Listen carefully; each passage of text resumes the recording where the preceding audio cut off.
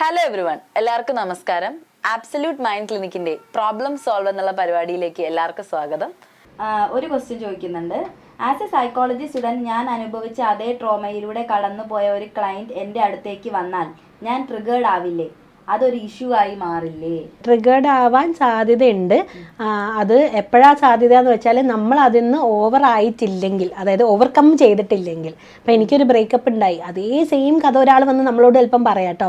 അപ്പോൾ ഞാൻ എൻ്റെ അനിയത്തിനോടും പിന്നെ കസിൻസിനോടൊക്കെ ചിലപ്പം പറയും, നിൻ്റെ അതേ സ്റ്റോറി ഒരാളുണ്ടായിരുന്നു എന്നൊക്കെ പറയുന്ന ഘട്ടങ്ങൾ വരാറുണ്ട്. അപ്പോൾ അതേ സ്റ്റോറി ചിലപ്പോൾ നമുക്ക് അതേ ഇഷ്യൂ ചിലപ്പോൾ നമുക്ക് കേൾക്കാം. അപ്പം നമ്മൾ ആദ്യം നമ്മളെ സ്വന്തം സെൽഫായിട്ട് ട്രീറ്റ് ചെയ്ത് നമുക്ക് എന്തെങ്കിലും ഇപ്പം നമ്മളുടെ ഇടയിൽ ഇത്രയും സൈക്കോളജിസ്റ്റുകളുണ്ടെങ്കിൽ നമുക്ക് എന്തെങ്കിലും ഇഷ്യൂ ഉണ്ടെങ്കിൽ നമ്മളത് ചർച്ച ചെയ്യും, ഓപ്പണായിട്ട് ചർച്ച ചെയ്യും. ഈ ജീവിതത്തിലെ പ്രശ്നങ്ങൾ എന്ന് പറഞ്ഞു കഴിഞ്ഞാൽ എല്ലാവർക്കും പ്രശ്നങ്ങൾ ഉണ്ടാവില്ലേ. ഇവിടെ ആരും അതിനെ ജഡ്ജ് ചെയ്യുന്നില്ല. അയ്യോ അനീന മാഡം അങ്ങനത്തെ ഒരാളാണ്, അങ്ങനെ ചെയ്തു, അങ്ങനെ ഇവിടെ ആരും ജഡ്ജ് ചെയ്യാൻ പോകുന്നില്ല. നമ്മുടെ ഒരു ടീമിൻ്റെ കാര്യം പറയാം. അപ്പോൾ അങ്ങനെ ആകുമ്പോൾ നമ്മൾ തന്നെ അതിനെ ഓവർകം ചെയ്യാൻ വേണ്ടി തെറാപ്പി എടുക്കും. നമ്മുടെ സൈക്കോളജിസ്റ്റുമാർ തന്നെ എന്തെങ്കിലുമൊക്കെ ഇതേപോലെ കൺഫ്യൂഷൻസോ ഹസ്ബൻഡുമാരായിട്ട് എന്തെങ്കിലും ഇഷ്യൂ വരികയാണെങ്കിൽ നമ്മളുമായി ബന്ധമില്ലാത്ത വേറെ ഏതെങ്കിലും പുറംനാട്ടിലുള്ള സൈക്കോളജിസ്റ്റിൻ്റെ സെഷൻ എടുത്ത് നമ്മൾ ട്രീറ്റ്മെൻറ്റ് ചെയ്യാറുണ്ട്. ഓക്കെ, എന്താ വെച്ചാൽ നമുക്കതൊരു ഇഷ്യൂ വരുമ്പോൾ നമ്മൾ അതിന് വേറെ ട്രീറ്റ്മെൻറ്റ് ചെയ്യണം. നമുക്ക് അസുഖം വരില്ല എന്ന് പറയാൻ വയ്യല്ലോ. ഞാൻ ഒരു സൈക്കോളജിസ്റ്റ് ആയതിനെ കൊണ്ട് എനിക്ക് വൈജനസ്മസ് വരില്ല, അല്ലെങ്കിൽ എനിക്ക് ഡിപ്രഷൻ വരില്ല എന്ന് നമുക്ക് പറയാനായിട്ട് പറ്റില്ലല്ലോ. നമുക്ക് എത്ര ക്ലയൻസുകളുണ്ട്, ഗൈനക്കോളജിസ്റ്റ് ആയ സൈക്യാട്രിസ്റ്റ്, സൈക്കോളജിസ്റ്റ് ഒക്കെ വൈജനസ്മസ് പേഷ്യൻസ് എനിക്ക് ഉണ്ടായിട്ടുണ്ട്. സൈക്കോളജി പഠിക്കുന്ന തന്നെ കുറേ സ്റ്റുഡൻസ് ഒക്കെ വരും ഇഷ്യൂസ് ആയിട്ട്. ഒരാൾ പറഞ്ഞിരിക്കുന്നത് ഫീലിംഗ് അലോൺ ഫീലിംഗ് ബെറ്റർ എന്നാണ്. ഇത് എന്തെങ്കിലും ഡിസോർഡർ ആണോ? അത് രണ്ട് രീതിയാണ്. അതായത് ലോൺലിനെസ് എന്ന് പറയുന്നതും അലോൺ എന്ന് പറയുന്നതും രണ്ടാണ്. നമ്മൾ ഈ അടുത്ത് ഞാൻ റീൽസ് കണ്ടായിരുന്നു, അതിൽ കറക്റ്റ് ഇങ്ങനെ കാണിക്കുന്നുണ്ട്. ഒരു ഭാഗത്ത് ലോൺലി ആയ കുട്ടി, ഒരു ഭാഗത്ത് അലോൺ ആയ ഒരു കുട്ടി. ലോൺലി ആയ കുട്ടി കുക്ക് ചെയ്യുമ്പോൾ ഇങ്ങനെ എന്തിനോ വേണ്ടി കുക്ക് ചെയ്യുന്ന പോലെ, അലോൺ ആയ കുട്ടി കുക്ക് ചെയ്യുമ്പോൾ ഭയങ്കര ചിരിച്ച് പാട്ടൊക്കെ കേട്ട് അങ്ങനെ രസത്തിൽ.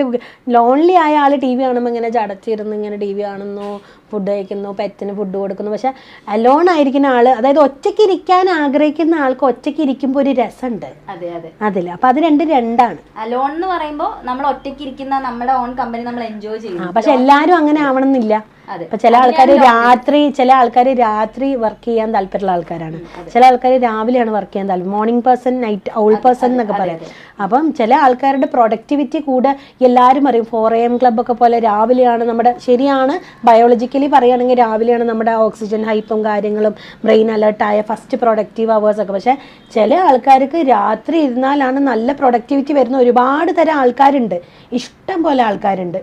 അപ്പോൾ അതിനെ കൊണ്ടിട്ട് അത് നമുക്ക് പറയാനായിട്ട് പറ്റില്ല. പിന്നെ നമ്മുടെ ഒരു പേഴ്സണാലിറ്റി ട്രേറ്റും അനുസരിച്ചിരിക്കും. ലൈക്ക് എത്രത്തോളം നമ്മളൊരു ഇൻട്രോവേർട്ടാണ്. കൂടുതൽ ഇൻട്രോവേർട്സിനൊക്കെ ഒറ്റയ്ക്ക് ഇരുന്നിട്ട് അവരുടെ കമ്പനി തന്നെ എൻജോയ് ചെയ്യാൻ ഭയങ്കര ഇഷ്ടമായിരിക്കും.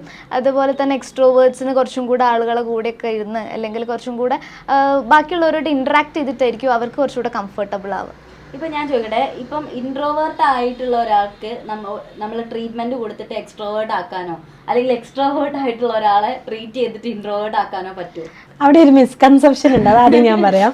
ഇൻട്രോവേർട്ട് ആൻഡ് സ്മാർട്ട് ആയിട്ടുള്ള ആൾക്കാരേനെയും എക്സ്ട്രോവേർട്ടിനെയാണ് നിങ്ങൾ കമ്പയർ ചെയ്യേണ്ടത്. സ്കില്ലില്ലാത്ത ആളേനെ അല്ല ഇൻട്രോവേർട്ട് എന്ന് വിളിക്കുന്നത്. ചില ഇൻട്രോവേർട്ടുകൾ ക്വസ്റ്റ്യൻസ് ചോദിക്കുമ്പം എക്സ്ട്രോവേർട്ട് 10 ക്വസ്റ്റ്യൻ ചോദിച്ചാൽ ഇൻട്രോവേർട്ടിന്റെ ഒറ്റ ക്വസ്റ്റ്യൻ മതി ആ ടീച്ചർക്ക് ഉത്തരം മുട്ടാൻ. Creative mind. നല്ല സ്മാർട്ടായ ഇൻട്രോവേർട്ടുകളുണ്ട്, പക്ഷെ സ്കില്ലുണ്ടാവണം നിങ്ങൾക്ക്. ആൾക്കാരുടെ അടുത്ത് നിങ്ങൾ ഇൻട്രോവേർട്ടായിട്ട് ഇരുന്നോളൂ, പക്ഷേ ആൾക്കാരുടെ അടുത്ത് സംസാരിക്കേണ്ടപ്പോൾ സംസാരിക്കാനൊക്കെ ഉള്ളൊരു സ്കില്ല് നിങ്ങൾക്ക് ഉണ്ടാവണം. അത് നിങ്ങൾക്ക് എക്സ്ട്രോവേർട്ടായാലും ഇൻട്രോവേർട്ടായാലും ട്രെയിൻ ചെയ്തെടുക്കാം. അല്ലാതെ ഇൻട്രോവേർട്ടുകാർ പാവം പൊട്ടന്മാർ, മറ്റവർ ഭയങ്കര സംഭവം, അങ്ങനെ ഇല്ല. അതന്നെ ഒരു തെറ്റിദ്ധാരണയാണ്. ഓക്കെ മാം, അടുത്ത് വേറൊരു ക്വസ്റ്റ്യൻ ചോദിക്കാം. മാഡം, എൻ്റെ ഇടത്തെ കണ്ണ് എപ്പോഴും ഇങ്ങനെ തുടിച്ചുകൊണ്ടിരിക്കും. ചിലർ പറയുന്നത് നല്ലത് കാണാനാണെന്ന്. എന്താണ് ഇതിന്റെ സത്യാവസ്ഥ? അല്ല, അതൊക്കെ അസംഷൻസ് ആണ്. ഈ കമ്മല് തൊട്ടാ, ഈ കമ്മല് തൊട്ടില്ലെങ്കിൽ അത് പോയപ്പം, ചെരുപ്പ് മറിച്ചിട്ടാ ഇങ്ങനെ വരും, ചൂല് തിരിച്ചു വെച്ചാൽ അങ്ങനെ ആവും എന്നൊക്കെ പറയുന്ന ഒരുപാട് സാധനങ്ങൾ.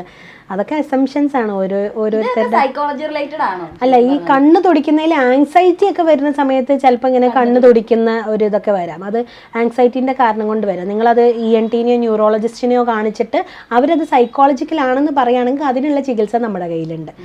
സൈക്കോളജിസ്റ്റുമാരുടെ കയ്യിലുണ്ട്. ആൻസൈറ്റീൻ്റെ സിംറ്റംസ് നമ്മൾ മെയിനായിട്ട് പറയുമ്പോൾ ഈ ബോഡിയിൽ വരുന്ന കുറച്ച് ഫിസിക്കലായിട്ടുള്ള സിംറ്റംസ് കാണിക്കാറുണ്ട്. അപ്പോൾ അതിൽ ചിലപ്പോൾ ഈ കണ്ണ് തുടിക്കുന്നതും അതേപോലെ നമ്മൾ ലെഗ് ഷേക്ക് ചെയ്യുന്ന ആൾക്കാർ, എപ്പോഴും ഇങ്ങനെ കാലിങ്ങനെ തട്ടിക്കൊണ്ടിരിക്കുന്ന ആൾക്കാർ, പിന്നെ ഹാർട്ട് ബീറ്റ് ചിലപ്പോൾ അവർക്ക് ഭയങ്കരമായിട്ട് കൂടും ചില സിറ്റുവേഷൻസിൽ, പെട്ടെന്ന് സ്വെറ്റ് ചെയ്യുക, ഇതൊക്കെ ചിലപ്പോൾ ആൻസൈറ്റീൻ്റെ സിംറ്റംസ് ആയിട്ടും വരാം. ഫേഷ്യൽ ഗ്രിമ്മേസുകൾ ഇങ്ങനെ ആക്കുക, ഇങ്ങനെ തുടിക്കുക, അങ്ങനത്തെയൊക്കെ സാധനങ്ങളൊക്കെ ആങ്സൈറ്റി വരുന്ന സമയത്ത് ചിലപ്പോൾ ഫേസ് ഇങ്ങനെ ആവുക, അങ്ങനത്തെയൊക്കെ കുറേ കഴുത്ത് ഇങ്ങനെ പെട്ടെന്നൊരു ഇങ്ങനെ ഒരു ജെർക്ക് പോലെ ഉണ്ടാവുക, അങ്ങനെയൊക്കെ ഉണ്ടാവാറുണ്ട്. പിന്നെ ഡിസോസിയേറ്റീവ് കേസുകളിലൊക്കെ കൈയൊക്കെ ഇങ്ങനെ ജെർക്ക് ചെയ്യുന്ന പോലെ സ്യൂഡോ സീഷേഴ്സിൽ, അതായത് അപസ്മാരം പോലെ തന്നെയുള്ള ഫോൾസ് സീഷേഴ്സാണ് സ്യൂഡോ സീഷേഴ്സ്. നമ്മൾ ഫിറ്റ്സ് എന്നൊക്കെ പറയില്ലേ, ആ ഒരു സാധനം അതേപോലെ തന്നെ മിമിക് ചെയ്തുകൊണ്ട് കൈയും കാലും ജെർക്ക് ചെയ്യാം. പക്ഷേ ന്യൂറോളജിസ്റ്റ് EEG ഒന്നും എടുത്തു കഴിഞ്ഞാൽ ഒന്നും കാണിക്കില്ല, ബ്രെയിൻ വേവ്സ് ഒന്നും ഉണ്ടാവില്ല. അപ്പോൾ സൈക്കോളജിക്കൽ കണ്ടീഷനാന്ന് പറഞ്ഞിട്ട് ന്യൂറോളജിസ്റ്റുമാർ നമ്മളത്തേക്ക് വിടും.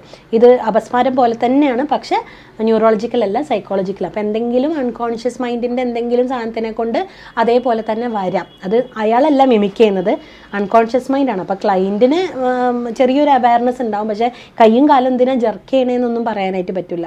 അപ്പോൾ ആ ഒരു കാര്യം സംസാരിച്ച് തീർത്താലാണ് ഈ ഒരു സ്യൂഡോ സീഷർ മാറുക. ഇപ്പം ആങ്സൈറ്റിയുടെ ഒരു കാര്യം പറഞ്ഞപ്പോൾ എനിക്ക് വന്ന ഒരു സംശയമാണ്. കുറച്ചൊക്കെ ഈ പരീക്ഷ സമയത്തൊക്കെ നമ്മളോട് പറയാം, കുറച്ചൊക്കെ പേടിക്കുന്നത് നല്ലതാ എന്ന് നമ്മളോട് പറയാറുണ്ട്. അപ്പം കുറച്ചൊക്കെ ആങ്സൈറ്റി നല്ലതല്ലേ സത്യം പറഞ്ഞാൽ? അതെ, നമ്മളിപ്പം സ്ട്രെസ്സിനെ പറയുകയാണെങ്കിൽ തന്നെ 2 ടൈപ്സ് ആയിട്ട് പറയും, യൂസ്ട്രെസ്സും ഡിസ്ട്രെസ്സും. യൂസ്ട്രെസ് ഉള്ളത് ശരിക്കും നല്ലതാണ്. ഒരു എമൗണ്ട് ഓഫ് ആൻസൈറ്റി ഉണ്ടെങ്കിലും നമുക്കൊരു വർക്ക് ചെയ്യാനോ ഇപ്പോൾ പഠിക്കാനൊക്കെ ആയിട്ട് നമുക്ക് കൂടുതൽ ഇൻട്രസ്റ്റ് തോന്നുള്ളൂ. പക്ഷേ അത് ഡിസ്ട്രെസ്സിലേക്ക് മാറുമ്പോഴാണ് അത് പ്രശ്നമാവുന്നത്. അതെ, അവരുടെ ഹോർമോൺ കോർട്ടിസോളാണ് നമുക്ക് ആൻസൈറ്റി ഉണ്ടാക്കുന്ന ഒരു ഹോർമോൺ എന്ന് പറയുന്നത്. ആ ഒരു ലെവൽ കൂടി കഴിയുമ്പം അവരുടെ ആക്ടിവിറ്റീസിലൊക്കെ ഒരു ഡിസോർഡർ ആയിട്ട് വരാറുണ്ട്. അതാണ് ആൻസൈറ്റി കൂടുമ്പം പഠിക്കാൻ പറ്റുന്നില്ല, അല്ലെങ്കിൽ വർക്ക് ഒന്നും ചെയ്യാൻ പറ്റുന്നില്ല എന്നുള്ളത് കുട്ടികളൊക്കെ കൂടുതലായിട്ട് പറയുന്നത്. നമുക്ക് അടുത്തൊരു ക്വസ്റ്റ്യനിലോട്ട് പോവാം. മുൻപ് മാനസിക പ്രശ്നങ്ങൾ ഒന്നും ഇല്ലാതിരുന്ന ഒരു വ്യക്തി വാർദ്ധക്യത്തിൽ കടക്കുന്നതോടെ 60 വയസ്സിന് ശേഷം മാനസിക പ്രശ്നങ്ങൾ ഉണ്ടാകാൻ സാധ്യതയുണ്ടോ? അതിന് എന്ത് മുൻകരുതൽ പറയാനുണ്ട്? അതായത് ഒരു പ്രശ്നങ്ങളില്ലാതിരുന്ന ഒരാൾ ഒരു 60 വയസ്സ് ആവുന്നതോടുകൂടി പല മാനസിക പ്രശ്നങ്ങളും കാണിക്കാൻ തുടങ്ങുന്നു. അതിന് നമുക്ക് എന്ത് മുൻകരുതലുകൾ എടുക്കാൻ പറ്റും? ഓക്കെ, അത് നമ്മളെ ബ്രെയിനിൽ തന്നെ കുറേ ചേഞ്ചസ് ഉണ്ടാവും. ഓക്കെ, അപ്പം ഒരു ഏജ് കഴിഞ്ഞാണ് ബ്രെയിനിലുള്ള ന്യൂറോൺസ് കാര്യങ്ങളൊക്കെ ഉണ്ടാവുന്നത് അങ്ങോട്ട് കുറയും. പുതിയ ന്യൂറോൺസ് അങ്ങനത്തെ ഒന്നും ഉണ്ടാവില്ല. ഓക്കെ, അപ്പോൾ ഒരു പോയിന്റ് കഴിയുമ്പം ഓർഗാനിക് ആയിട്ടും നമുക്ക് ഈ മെൻ്റൽ ഡിസോർഡേഴ്സിൻ്റെ സിംറ്റംസ് ആയിട്ട് കാണിക്കാം. ഓക്കെ, അപ്പോൾ അതിന് മുന്നേ ഒരു പ്രിക്കോഷൻ എടുക്കുക എന്ന് പറയുന്നത്, അതായത് നമ്മൾ മാക്സിമം നമ്മുടെ ഈ സ്ട്രെസ്സ് കാര്യങ്ങളൊക്കെ മാനേജ് ചെയ്ത് കൊണ്ടുപോകാനായിട്ട് ശ്രമിക്കുക. ഇത് കുറേ ആൾക്കാർ ഇപ്പം ഒരു 60 അല്ലെങ്കിൽ 50 എബവ് ഏജുള്ള ആൾക്കാരൊക്കെ വന്ന് പറയുമ്പോൾ അവരുടെ കറണ്ട് സിറ്റുവേഷൻസ് ആയിരിക്കില്ല ചിലപ്പോൾ പറയുന്നത്.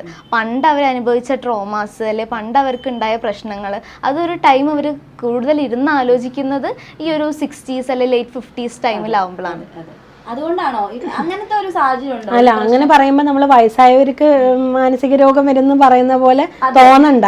എന്താന്ന് വെച്ചാൽ ഈ ഓൺസെറ്റുകളാണ്. ഇപ്പൊ ചില അസുഖത്തിന് ഓൺസെറ്റ് 30 to 35 ഇടക്കാണ് അധികവും ആൾക്കാരിൽ ഓൺസെറ്റ് ഉണ്ടായിട്ടുള്ളത്. ചില അസുഖത്തിന് ഓൺസെറ്റ് 50 കഴിഞ്ഞിട്ടാണ്. ഓക്കെ, ഇപ്പൊ ഡിമെൻഷ്യ, അൾഷിമേഴ്സ്, പ്രീസിനൈൽ ഡിമെൻഷ്യ എന്നൊക്കെ പറഞ്ഞ് കുറേ സാധനം. അപ്പോൾ ചിലതൊക്കെ 45-ന് ശേഷമാണ് ഓൺസെറ്റ്. ഓൺസെറ്റ് പറഞ്ഞാൽ തുടക്കം. അതുവരെ നോർമലായ മനുഷ്യന് പിന്നീട് അങ്ങോട്ട് തുടങ്ങാം, ഓൺസെറ്റ് ഉണ്ടാവാം, അതിൽ തെറ്റൊന്നുമില്ല. അപ്പോൾ എന്താ നമുക്കിപ്പം ഏതൊരു ഡിസീസ് ആയാലും സൈക്കോളജി റിലേറ്റഡ് ആയിട്ടുള്ളത് നമുക്കൊരു മുൻകരുതൽ എടുക്കുക എന്നുള്ളൊരു. ഇതിപ്പോ നാളെ രാവിലെ എണീക്കുമ്പോൾ എനിക്ക് മാനസിക രോഗം വരുമോന്ന് നമുക്ക് പറയാൻ പറ്റില്ല. അത് നമുക്ക് എപ്പോഴാ, നമ്മൾ എത്ര സ്ട്രോങ് ആയ മനുഷ്യനാണ് എന്താന്ന് പറഞ്ഞിട്ടൊന്നും കാര്യമില്ല. പെട്ടെന്നായിരിക്കും ഇത് വരുന്നത്, നമുക്ക് മനസ്സിലാവില്ല. നമുക്ക് കുറച്ച് ഇൻസൈറ്റ് ഉണ്ടെങ്കിൽ വേഗം ഒരു സൈക്കോളജിസ്റ്റിൻ്റെ അടുത്ത് പോയി കാണുക, സൈക്കാട്രിസ്റ്റിൻ്റെ അടുത്ത് പോയി സംസാരിക്കുക. എന്നിട്ട് എനിക്ക് എന്തെങ്കിലും പ്രശ്നമുണ്ടോ, എന്തെങ്കിലും സംസാരിച്ചിട്ട് തോന്നുന്നുണ്ടോ എന്ന് ചോദിക്കുക. അത് വീര്യം കൂടി ഇങ്ങനെ പ്രശ്നമാക്കാൻ നിൽക്കണ്ട. ഞാൻ എൻ്റെ ഒരു റീൽസിൽ ഞാൻ ഒരു കാര്യം പറഞ്ഞിട്ടുണ്ടായിരുന്നു. ഈ അടുത്ത് ഇൻസ്റ്റാഗ്രാമിൽ എൻ്റെ ഒരു ക്ലൈൻറ്റ്, ഒന്നല്ല കുറേ ക്ലൈൻറ്റുകളുണ്ട്. അവർ പറഞ്ഞെന്താ വെച്ചാൽ, അയ്യോ എൻ്റെ മോന് OCD ആണെന്ന് ഞാൻ ആരോടും പറയാൻ ആഗ്രഹിക്കുന്നില്ല. അവനിവിടെ കൗൺസിലിങ്ങിന് വരുമ്പോൾ ആൾക്കാരറിയും അവന് ട്രീറ്റ്മെൻറ്റ് വേണ്ട. അപ്പോൾ തൽക്കാലം അവൻ OCD കൂടിയിട്ട് ഫുള്ള് വീട്ടിൽ നിന്ന് പുറത്തിറങ്ങാണ്ടായിട്ടുണ്ട്. ഈ പയ്യൻ വീട്ടിൽ നിന്ന് ബാത്റൂമിൽ കയറിയ 10 മണിക്കൂറൊക്കെയാണ് ടോയ്ലറ്റിൽ ഇരിക്കുക, കുളിക്കാനൊക്കെ ആയിട്ട്. ടാങ്കിൽ വെള്ളം തീർന്ന് വേറെ അടിച്ചു കൊടുത്താലൊക്കെ പുറത്ത് വരുള്ളൂ. അത്രയും സിവിയർ കണ്ടീഷൻ ആയിട്ട് പോലും ആൾക്കാർ കാണുമെന്ന് പേടിച്ചിട്ട് ഇവർ ഡോക്ടറെ കാണിക്കാൻ വരുന്നില്ല. ഒന്ന് ആലോചിച്ച് നോക്കൂ. അപ്പൊ ഇത്തരം ആൾക്കാരൊക്കെ ജീവിക്കുന്ന ഒരു സമൂഹത്തിലാണ് നമ്മൾ ഉള്ളത്. ഒരു ഫിസിക്കൽ രോഗമൊക്കെ വരികയാണെങ്കിൽ നമ്മൾ പ്രിക്കോഷൻസ് എടുക്കുന്നില്ലേ? അതിപ്പോൾ ക്യാൻസർ വരുമോ എന്നൊക്കെ പേടിച്ചിട്ട് കുറേ ആൾക്കാർ ഡയറ്റ് ഫോളോ ചെയ്യുന്നത് കറക്റ്റ് ആയിട്ടായിരിക്കും, അവരുടെ എക്സസൈസ് ഹെൽത്ത് എല്ലാം നോക്കുന്നുണ്ട്. പക്ഷേ ചിലപ്പോൾ ആ ഒരു അസുഖം വരുന്ന ഇതൊക്കെ ചെയ്തിട്ടും ഈ ഒരു അസുഖം വരുന്ന ആൾക്കാരും ഉണ്ടാവും. അതുപോലെ തന്നെയാണ് ഇപ്പോൾ മെൻ്റൽ ഹെൽത്തിൻ്റെ ഇഷ്യൂസ് വരുമ്പോൾ. അപ്പോൾ അങ്ങനത്തെ സിംറ്റംസ് കണ്ടു തുടങ്ങുമ്പോൾ നമ്മൾ ഉടനെ തന്നെ ഒരു പ്രൊഫഷണൽ ഹെൽപ്പ് പോയി തേടുക എന്നുള്ളതാണ്. അല്ലാണ്ട് അത് നീട്ടി വെക്കുമ്പോൾ വീണ്ടും അത് ഇഷ്യൂ ആയിട്ട് കൂടുക ചെയ്യുന്നത്. കൂടുതലായി കഴിഞ്ഞ് കഴിഞ്ഞാൽ നമുക്കും കുറേ സെഷൻസും കുറേ സമയം എടുക്കും. നമ്മൾ 10 തല വെച്ചിട്ട് രാവണൻ്റെ തല പറഞ്ഞ പോലെ ഒരു പേഷ്യൻ്റ് ഒരു കാര്യം പറയുമ്പോൾ ഇപ്പം സപ്പോസ് ഒരു പാരൻസ് 2 പേര് ഇരുത്തണമെങ്കിൽ 2 പേരും പറഞ്ഞുകൊണ്ടേയിരിക്കും. ഒരേ സമയത്ത് നമ്മൾ 2 പേരും കോൺസെൻട്രേറ്റ് ചെയ്ത് കുറേ കാര്യങ്ങൾ ഇതെന്തുകൊണ്ട് അങ്ങനെ എങ്ങനെ നമ്മളൊരു CBI എന്നൊക്കെ പറയുന്ന പോലെ തല എങ്ങനെ വെച്ച് ആലോചിക്കും, ഇത് എന്തുകൊണ്ട്, എങ്ങനെ ഓൺസെറ്റ്, എന്താണ് വരാൻ കാരണം, എന്തായിരിക്കും, ഇതാണോ ട്രിഗർ ചെയ്തിട്ടുണ്ടാവുക, മദർ ഇൻ ലോൻ്റെ കാരണം കൊണ്ടാണോ, ഇത് എന്താണ്. അതായത് ഒരു പേഷ്യൻ്റ് നമ്മളടുത്തേക്ക് വരുമ്പോൾ എനിക്ക് എന്തുകൊണ്ടാണെന്ന് അറിയില്ല, ഈയിടെയായി ഭയങ്കര സങ്കടം എന്ന് പറയുമ്പോൾ എന്തുകൊണ്ടാണെന്ന് കണ്ടുപിടിക്കേണ്ടത് നമ്മുടെ ഡ്യൂട്ടിയാണ്. അപ്പോൾ അത് കണ്ടുപിടിക്കാൻ ഭയങ്കര പാടാണ്. നിങ്ങൾ കോംപ്ലക്സ് ആക്കിയിട്ട് പ്രശ്നം ഭയങ്കര ഇതാക്കി കഴിഞ്ഞതിൻ്റെ ശേഷം വന്നു കഴിഞ്ഞാൽ നമുക്കും പാടാണ്, ബുദ്ധിമുട്ടായിരിക്കും. അപ്പൊ നമുക്ക് ഇനിഷ്യൽ സ്റ്റേജിലാണെന്നുണ്ടെങ്കിൽ നമുക്ക് പെട്ടെന്ന് ഇത് പക്ഷേ ഇനീഷ്യൽ സ്റ്റേജിൽ വരുന്നത് വളരെ കുറവാണ്. അപ്പം ഞാൻ എൻ്റെ ഒരു UK-യിലുള്ള ഒരു സുഹൃത്തുണ്ട്, ക്ലിനിക്കൽ സൈക്കോളജിസ്റ്റ്. അവളോട് ചോദിച്ചപ്പോൾ അവൾ പറഞ്ഞെന്താ വെച്ചാൽ ഇവിടെ ഇടോ നഖം കടിക്കുമ്പോൾ തന്നെ പാരൻസ് കൊണ്ടുവരും, നഖം കടിക്കുന്നതൊന്ന് മാറ്റി തരണം കുട്ടിയുടെ എന്നൊക്കെ പറഞ്ഞ്.